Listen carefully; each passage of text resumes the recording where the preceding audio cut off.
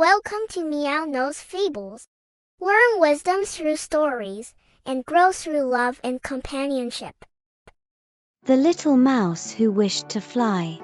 Once upon a time, in a beautiful forest, there lived a clever little mouse who loved to make things. A digging shovel, a tiny cart for carrying goods.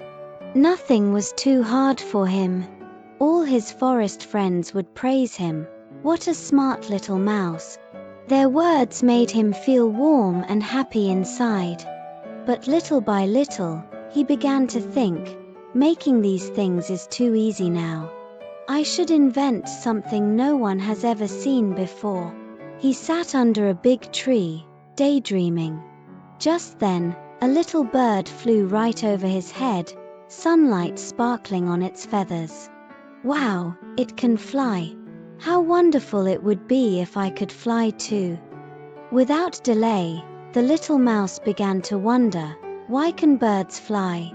He tilted his head, squinted his eyes, and thought very hard. Aha! It's because they have feathers.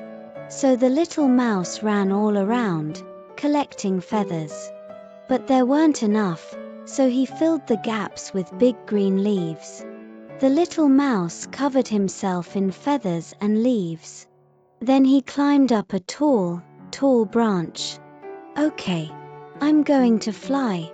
He spread his little arms wide and jumped, plop. Luckily, the grass below was soft. The little mouse brushed the leaves off and frowned. Feathers alone aren't enough. The little mouse sat on the ground, watching a flock of birds circle high in the sky. Their wings catch the wind helps them fly. His eyes lit up like two tiny stars. Then I'll make a pair of wings too. The little mouse worked all night long. At last, a pair of wings made from thin wooden sticks and soft cloth was finished. He strapped them on and flapped a few times. So light. It really feels like I can fly. The next day, the little mouse climbed up an even taller branch. The sky was bright blue, and the wind whispered in his ears. Ready? 3, 2, 1. A strong gust of wind came, and the little mouse was lifted up into the air. Whoa! I'm flying, he squeaked. But the wind was too strong. The little mouse wobbled and tumbled in the air, spinning around like a falling leaf. Ah, he cried. In the end, he got caught on a tree branch, and all his friends had to help him get down. The little mouse lay on the ground, staring up at the sky. His heart felt heavy and hollow. I just can't do it. Maybe I shouldn't try to fly at all.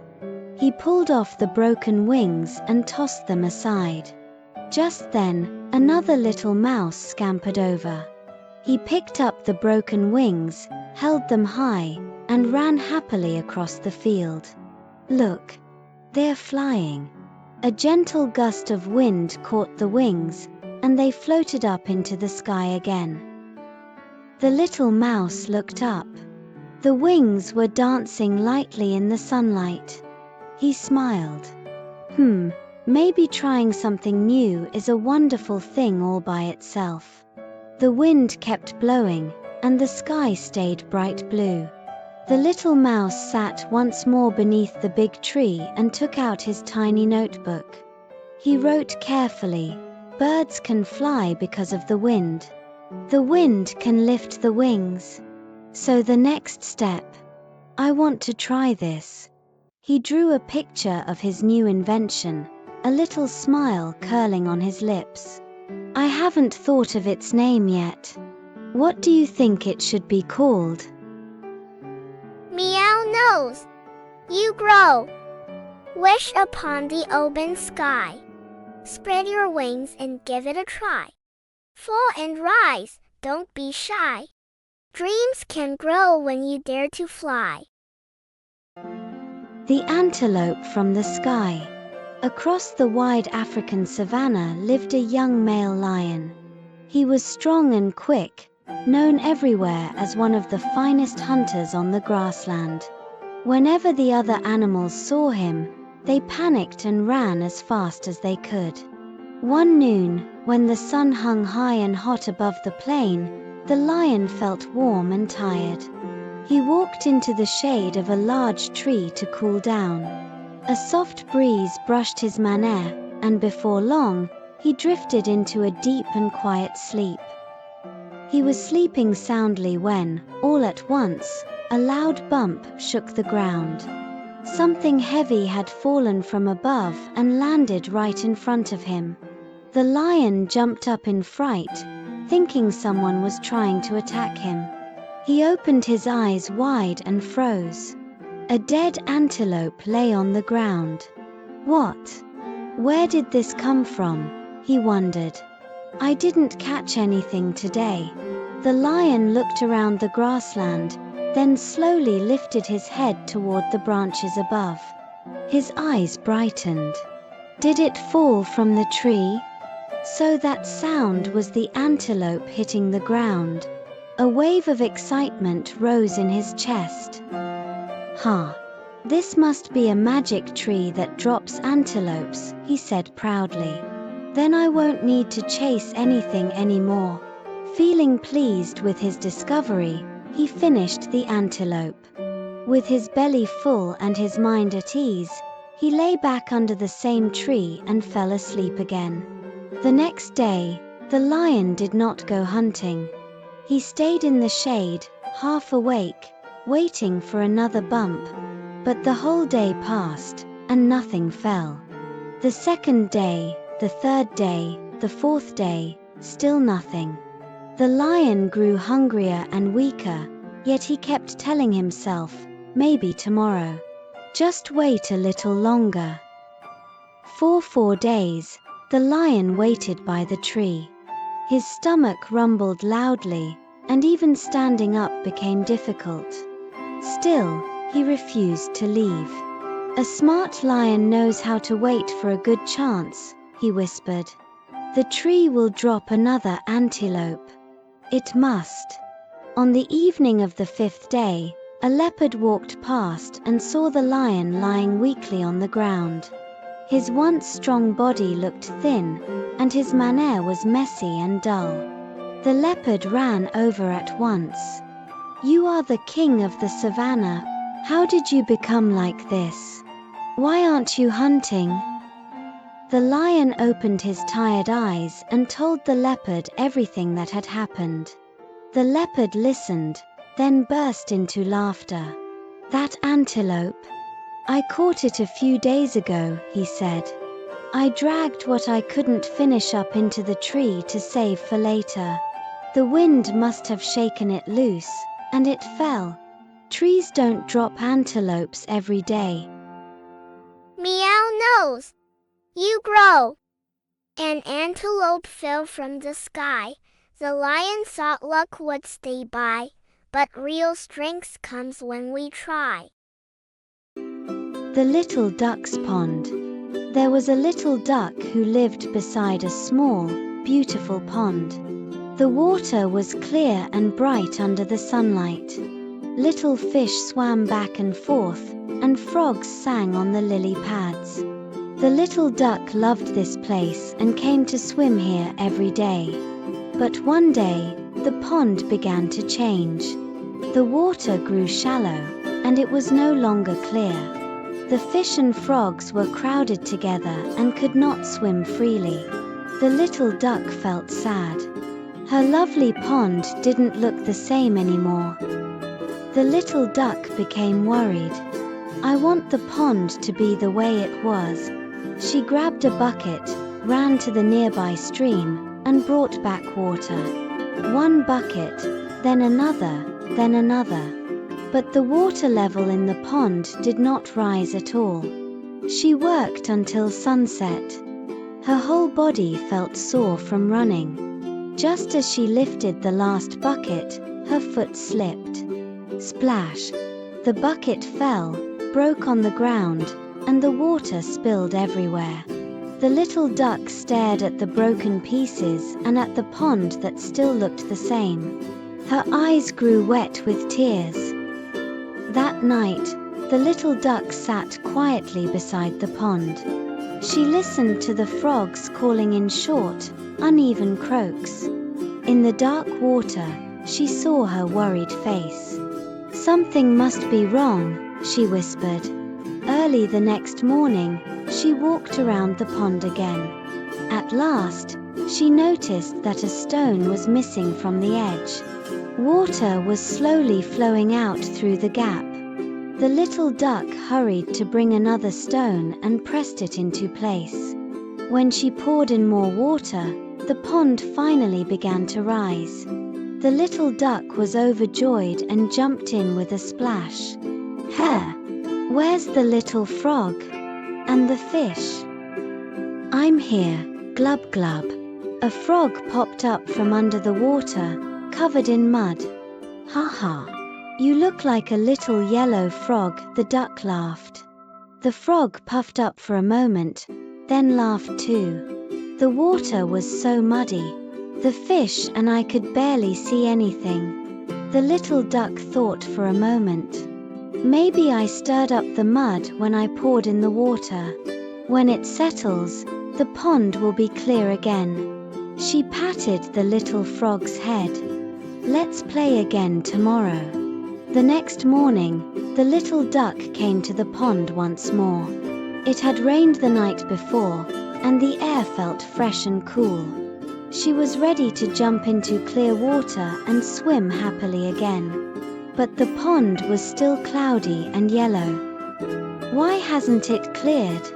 The wet grass squished softly under her feet as she walked around the pond again. This time, she found a trail of washed-out mud on a small slope. Rainwater had carried the mud into the pond. The little duck quickly placed stones to block the slope, and carefully cleaned the muddy edges.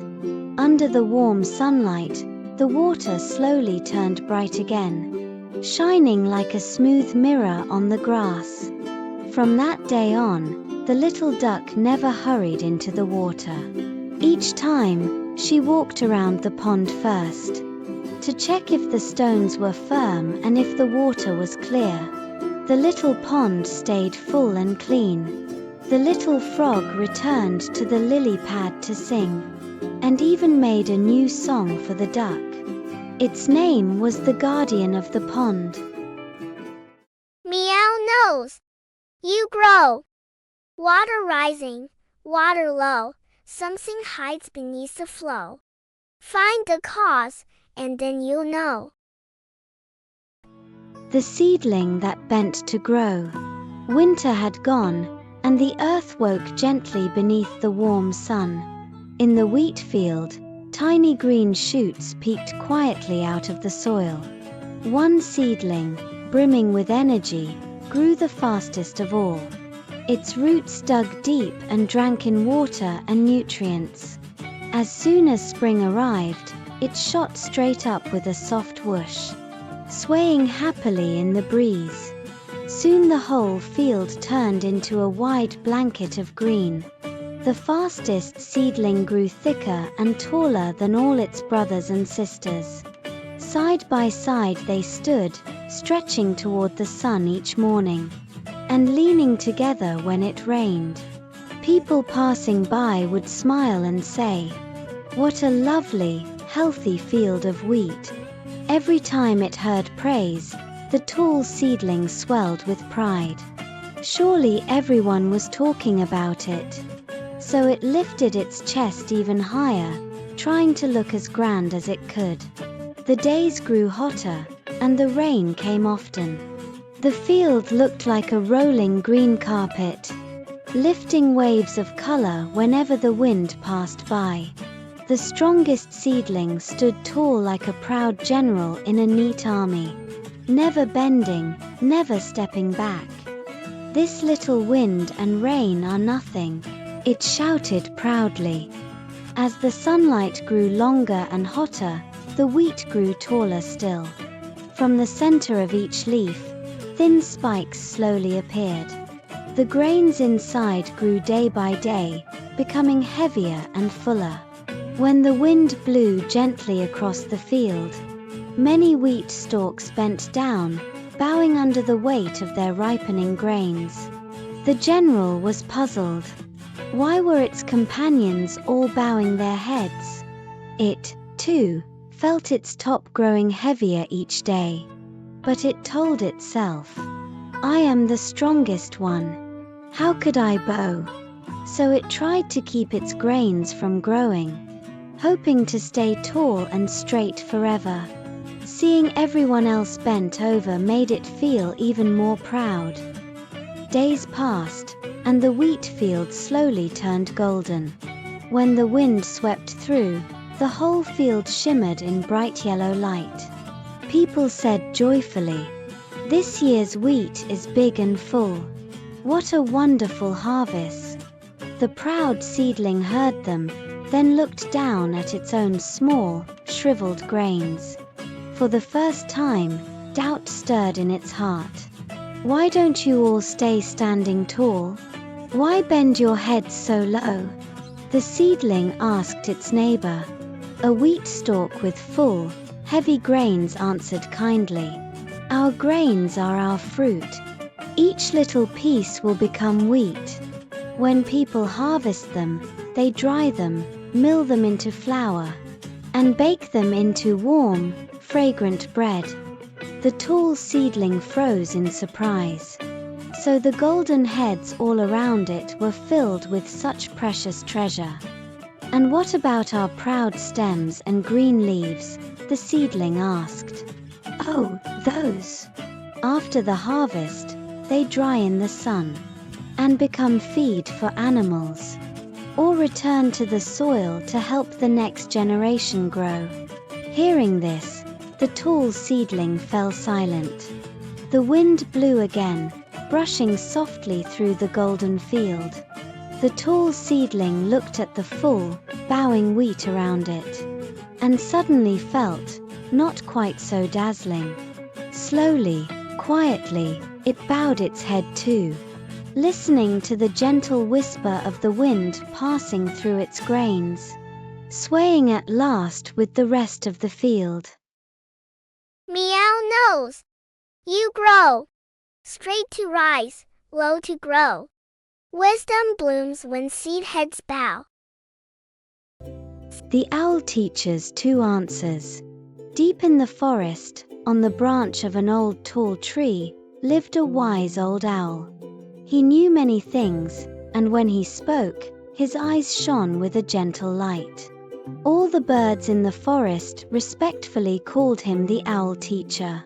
One day, while the owl teacher was resting at home, a proud golden eagle flew over.